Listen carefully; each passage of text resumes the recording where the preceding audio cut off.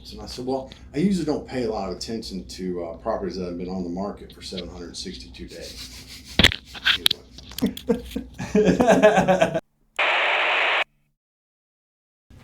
All right, guys, here we are, episode 2, the Unreal Real Estate Podcast. So I'm Nick Taylor. I'm brought here to get you guys with, I guess we're going to do a Chat GPT intro. Oh, nice. So coming up first, we've got Tim. Oh, gosh. So Tim, with 20 years of experience in North Georgia, background in the music industry and real estate investment, clients frequently highlight his knowledge of the area, communication skills, and ability to make buying and selling a smooth process. Well, That's what ChatGPT says. Good job. I owe ChatGPT probably $100 for that. Probably. For that So Richie, right? Yikes. Born and raised in New York City. Close though. You got my abbreviation. NC. Right? 8 years and 1 month of significant transaction history. Mm-hmm. I like that. Noted for being an actor, writer, and communicating with clients in an upbeat and relaxing manner. Oh, that's the truth. I'm You're gonna an need, actor. yeah. I'm gonna need to hear a little bit more Occasionally. about this. He's trying here. So then we've got Jamie Chapman joining us today with 26 years of experience, who joined his wife in 1999 in the business. I did. He was a member of PGA of America for 10 years. Mm-hmm. Did not know that. Me neither. Nice. Zillow boasts a perfect 5.0 rating for the Wow. Chapman Group. Mm. And on a historical note, in 2002, there was a newspaper that indicated that you were the go-to Lake Lanier specialist. Wow. I like That's that. amazing. That's I awesome. bought that paper. I would have that blown up everywhere. Yeah. So now you guys know who we are. We thought we'd kind of talk today about Lake Lanier since it is so prominent, just right next door to us, a little bit to the east. Love that. Do we have any 2002 experts that, is that the year that he was published? Yeah, 2002. I was still a young kid, probably swimming in Lake Lanier about that time. Yeah, Wow. it was around. That was right on the verge of me getting in trouble in Lake Lanier in my teens. Swimming or peeing? Or That's what you're supposed I to was probably doing a little bit of both. do. As long as you have a life jacket on. You know what I mean? So I'm not known for the life jacket. So talking about beach vacations. So I went on a dolphin swim tour thing one time. Ooh. And we get out there, we're out off the Gulf a little bit, and they're like, hey, you guys ready to go swim with the dolphins, right? The guy on the boat kicks it down into kind of neutral. And Yeah. I'm like, yeah, sure. So I just dive off the boat. No life jacket, nothing. I'm a fairly decent swimmer, I think. Well, apparently he starts freaking out because I got to have a life jacket on. The boat's supposed to be stopped. The engine's supposed to be All the off. liability stuff. In the middle of the ocean? Yeah, That's you know, pretty liability. So I learned my lesson. Life jackets. Safety. They're That's essential. wild. They're essential for survival On Lanier. on Lanier. Yeah. Considering how haunted it is. Yeah. Oh, yeah. It's haunted. Spooky. I mean, I feel like every year, like, somebody dies. Well, likely without a life jacket. Yeah. Because it is the most visited, right? So you have a bunch of people that come here that also don't really know lake anything, regulations or anything. Or water, for that matter. Uh-huh. Yeah. Because I feel like it's an easy destination coming up from Atlanta that people are like, okay, I can't get away to the beach. I can't do that. Lanier's, 45 minutes away? Like, let's just go up there and rent some jet skis or a boat. And Yeah, what could happen? yeah. Driving a boat's like a car, right? Yes. Yeah. Right. Yeah. I don't know. We argue about the same parking a boat and a car. So. Yeah. Yeah, we do. Yeah, a little different, though. I can park a car. I don't know if I can park a boat. Same. A little bit of experience there needed. Yeah, That's it's easy. good. Yeah, What I you mean, know the how. last time I parked a boat was literally on Lanier. And, How'd that go? well, our driver was, we'll say, detained on another boat. But we did not know how to park a boat, right? So we literally, me and another guy, jumped off the front of the boat and a couple of ropes, threw them in our mouth, and decided to swim the boat into the dock. Because that was going to be safer than us trying to drive the boat into the dock. Oh, wow. So drag the boat. Bold with you. move. That's. And you have all your teeth still. Yeah. I mean, parking a boat is basically a very soft crash. That's what you're doing. Yeah. Yeah, the slower the better. In our condition, it would not have been soft. Yeah, well, You have those little bumpers, right? That kind of Yeah, they're called fenders, actually. Fenders. lake expert. I know. Well, Yeah. there you go. That's awesome. So selling on the lake, what's different about selling on the lake versus maybe a house somewhere else? 100% getting the valuation right. Okay. You go into a neighborhood where there's all the homes are built within the same few years, and you've got the data right there. The lake is so different because there's so much involved in the value of the home. I mean, there is the lot, there is the house, just like in any other residential type atmosphere, but it's the view of the lake, it's the walk to the water, it's the depth of the water, it's the depth of the water during a drought, it's the size of the dock, it's the amenities you can have on your dock. You know what I mean? Just for example, I mean, if you're sitting on a point lot with a view, you know, obviously that's going to have more value than if you have to walk, you know, seemingly, 800 yards down a hill to get to your dock. I mean, there's a significant difference in value, you know. So I would say valuation, 100%. Yeah, like a level lot to the water is pretty rare on Lanier, right? Mm-hmm. Yeah, because you have, I get a lot of people that come up from Florida and they'll be surprised that it's so hilly up here in North Georgia. Very. And then when I have people that are looking on the lake, they'll go, yeah, well, I want something that's just flat to the water, you know, and they just assume. Mm-hmm. And you go, well, that's actually kind of hard to find. And you really don't have a great view because of the Corps manages the shoreline, right? So you can't cut the trees down Exactly. without Right. some sort of permit or something like that. Well, there's no rhyme or reason to the core line. But yes, once you step on the core property, you're on public property. And they have rules. And So you is have it, to is, follow it them. a, is it a set elevation no matter where I that think it's- falls? It's supposed to be like, I think it's Yeah, if you- 10,085 feet or something like that above. That would be I've way in shown the sky. property all over the lake. And sometimes the core line is at the water, even in the water. Yeah. Okay. So Like Boston I Circle don't has a think bunch there's of a those. specific elevation. It was just, I don't know if boots on the ground surveyed it or not, but it varies. It certainly varies. And back to what you mentioned, Tim, you know, if you've got that level walk from your house to the dock, well, as we know, Lake Lanier fluctuates. So, you know, when it goes down or they draw it down in the winter, you know, purposefully, you know, that 5 foot difference in water depth might be 100 yards. You know, And that's what's because so it's all hard. level going out there. So Yeah. you might be chasing that dock in and out. And everyone will say, well, I want deep water, but I also want an easy walk. Well, topography says if it's an easy walk, Yeah. you're probably, at a 6 foot pool, where if you have the mountain, Yeah. you might have that 20 plus, so that's what I see is so hard on the lake as well. Yeah. Deep water coves usually come with a bit of an incline, Mm-hmm. you know, coming back to the house. Yeah. Incline on the way. So all things being the same, right? One house to the next, that lot, that topography, the idiosyncrasies with it, and where it is on the lake. How much can that cause in a variation in the price?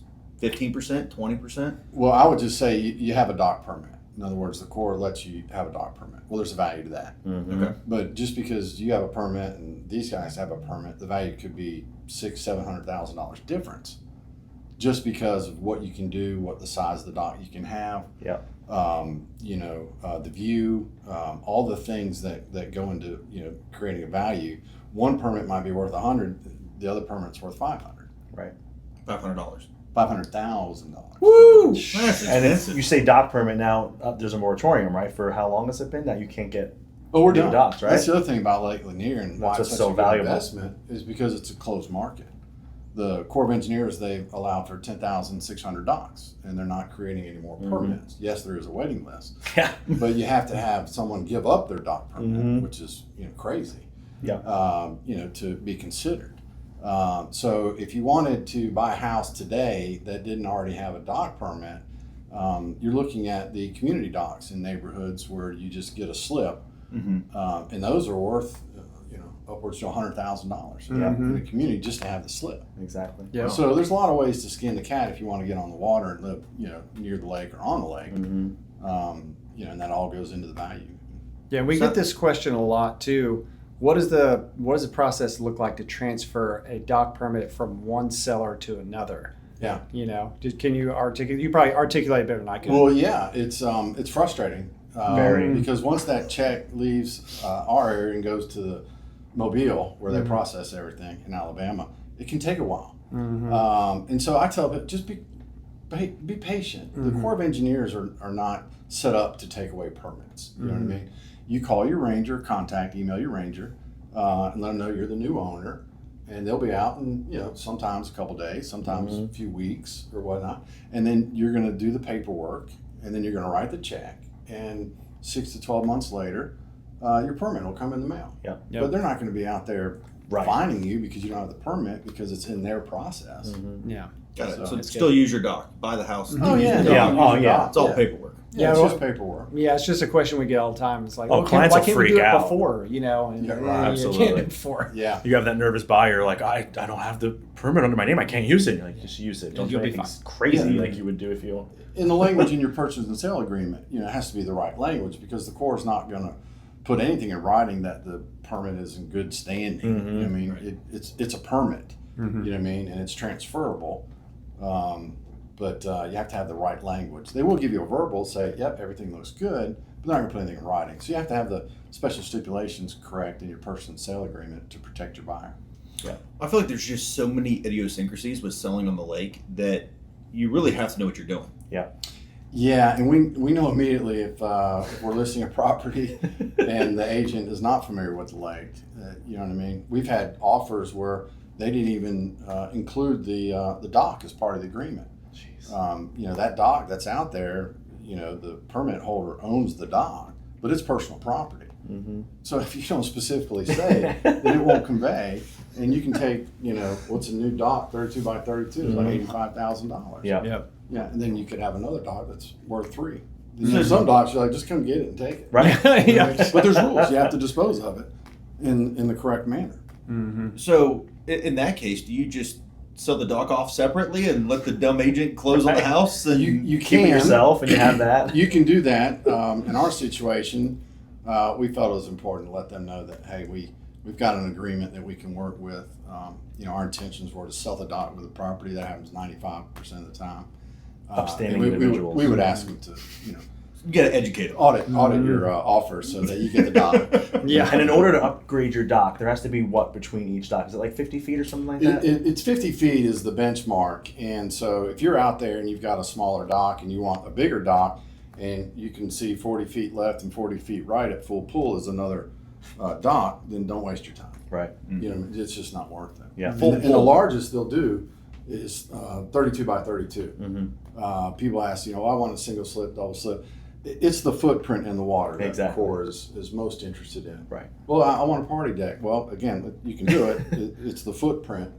You know what I That mean? makes sense. So can I have that we're limited to. the footprint, but then kind of just strap on like 12 boats to the left of it? Not so much. Okay. But they're There's cut up, rules. right? Okay, Yeah, there is there's rules. Okay. Yes. Maybe until you get caught. Exactly. Yeah. Right. Maybe a night. Yeah, Yeah. I wouldn't advise that. Okay. Okay. See, there's the things I don't know. This is why I've never sold anything on a lake. Maybe 11 boats. 11 boats. Yeah. Okay. Is that the number? Yeah. And the near is Not the fairly number. insulated, right? I mean, even during like the ups and downs, lake property is, like you said, extremely valuable. Well, yeah. And anytime you have a closed market like that, that they have now, and I'm speaking of lots with a dock permit, Yep. then the value is going to not be near as volatile, Right. say, as just the regular market in general. They do go up and down, Yeah, of course. based on the economy and interest rates Yeah. and things of that nature. But they're not as volatile in value, say, as just a regular residential home. So I'm just going to throw this out there because I saw this when I was in Florida a little bit. People would go buy a sailboat, they would anchor it, and that would be their home, right, in the water, and then they would take a little dinghy back and forth to go get their supplies, and they were literally working, living on a boat, right, maybe homeless. Well, the boat's the home. But can you do that on linear? Can you just go find a cove and drop an anchor and say, this is my home now? That is a great question. I don't see why not. Yeah. Right. I mean, who's There's no, hey, you've been here 48 hours, you got to go. Yeah. Right? If you're anchored, now, of course, you can't just pull up to the shoreline and hang out. Yeah. Because I'm thinking if I don't have a dock, I just anchor my boat and I just swim out to the boat when I need it. Yeah, I wonder if Yeah. someone, like you say, you choose a cove and you just park there for a couple Live- days. Would live- somebody be like, "That's weird"? Did somebody die No. on that Yeah. boat? Or? No, I mean, you're Weird, allowed yes, to do but that, whatever you for want, sure. right? But legal. Right. That's interesting. Yeah. I mean, I know a guy that, this is a different situation, but a guy that lives on a houseboat at a slip, and the cost to rent the slip is pretty minimal. Right. And he's just, Well, there's that's plenty his of house. that. Yeah. Yeah. There's plenty of marinas where people Yeah. live on a houseboat. That's So where they live. Yeah. now we know if Nick goes missing for 48 He's hours. on linear somewhere. Check if Check you the lake. knows. I'll have a life vest on, okay? Okay, good. And- No and dolphins, though. I'm not an accountant, but if you buy a boat with a toilet commode, then you can write that off as a second home. Oh. Can I mortgage it like a second home? Ah. Well, I don't know a lot of people that would do a mortgage. Well, you're $50,000 on a mortgage, so I think you would just be doing a regular loan that wouldn't be a mortgage. I think mortgage is for real property. I think I remember that from real estate class. That would be a question 99. for North Point Mortgage. North Point Mortgage, Yeah. shameless plug. If you need a mortgage, call those guys. Yeah, I don't think so. Okay. That's Kind of like a car. You know, you can get a loan, but you can't get a mortgage on it. Right. Get an auto loan. There you Call go. the dealership. yeah. Boat loans. Yeah. No shameless plug there. Cool. No. Hey, anything Not else yet. cool you guys want to talk about on the lake? Well, you mentioned full pool. You were asking me what Yeah. full pool Yeah. means. I'm And a that- novice here. Yeah, that's just the lake has a level that they deem to be full. The lake is full. It's 1,071 above sea level. So, and they've got apps out there you can look and see what the water level is for Lake Lanier. So at 1071, that's full pool. Okay. And since I've been on the lake, I've seen it 6 foot over, and in 17 it was 8 foot down due to a drought. But in April of 08, it was actually 14 foot down. And I remember that. There was a lot It was of down for a docks, long time. a lot of docks and boats. Sit on dry dirt. lake. That's Yeah. interesting. See what So yeah, when we work with buyers, we research what that's going to look like as the lake fluctuates. So 1071, not 10,071, right? So I was gonna you say said that- 10,071. I'm like, that's not- like Colorado mountain height. I think we'd all be underwater. I know math. Yeah, I think that's Breckenridge. But I think they Yeah. said 1085 is where they usually One- try to start the core line, which I thought was interesting. One By zero they, I seven mean one. ChatGPT. Okay. I have something. I think because I get a lot of out-of-state buyers. I think it's important for people to understand what it costs to live on Lake Lanier, because sometimes people will come from different parts of the country and they go, well, I've got a budget of $500,000. I want a wide view, 180 view of the water, and I want a flat lot, and I want a dock or whatever. And you're like, I don't think that's possible. Check out So- Lake Sinclair. You want a house too? Yeah, Exactly. exactly. So, Does I that think even get you the dirt? yeah, I mean, I give people Maybe not, right? Maybe Not even. No, Yeah, I mean, I give people a range of like if you want a rundown shack, maybe 700,000, something like that. If it's got a dock slip, 650, Maybe a something like tear that. down, Yeah. which is crazy. I mean, it's rare now to see anything under $1 million that's even Livable. right? Unless you're in the back of a cove, Right. and Yeah. the water's not that great. You have access, and so it's important to know what your buyers want to do on the lake. Absolutely. Mm-hmm. You know what I mean? Are they into water sports, or they just need a place to jump in a bass boat and go?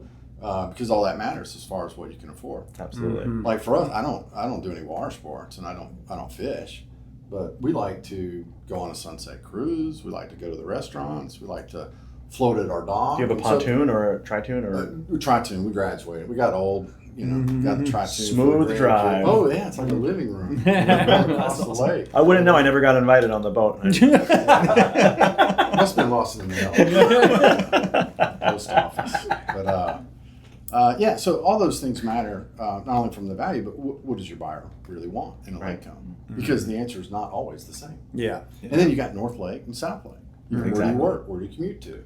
South will be more expensive, right? Yeah, Because if the you're in proximity. Roswell and you want a second home that you get to in 45 minutes, well, you're looking at the South Lake. Right. Yeah. If you want a little more rural and kind of feel like you live out there a little, well, that's Dawson County, parts of Forsyth and Hall. Mm-hmm. You know what I mean? That makes sense. What I hear Gwinnett's is, got a little bit to the lake. what I hear is I got big dreams and just a little rubber ducky boat. I don't think I'm getting very far. Or a sailboat.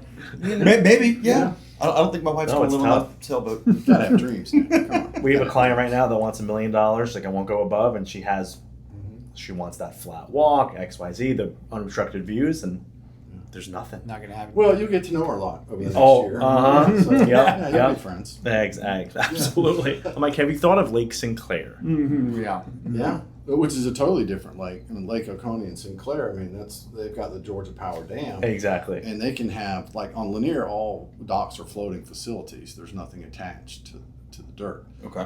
Where Oconee and Sinclair, because they regulate the water levels, now you can have freestanding docks. Yep. But That's Lanier, pretty cool. it has to float. And Has to Sinclair and float. Oconee are kind of like the beer and champagne, right? Like Oconee is all those $10 million homes, and then There is a value difference. One has Reynolds and one has Phil's Bait Shop. Yeah. But it's all what you want. absolutely. So. Awesome. That's cool. Cool. Well, that's all things for the Lake Lanier episode. So episode 2 is a wrap, guys. Beautiful. Cool. Thank you. Thanks, Jamie. And we're going to crack it. Yeah. with nothing. Yep. Thanks, Jamie. Hope I did that right. Yeah.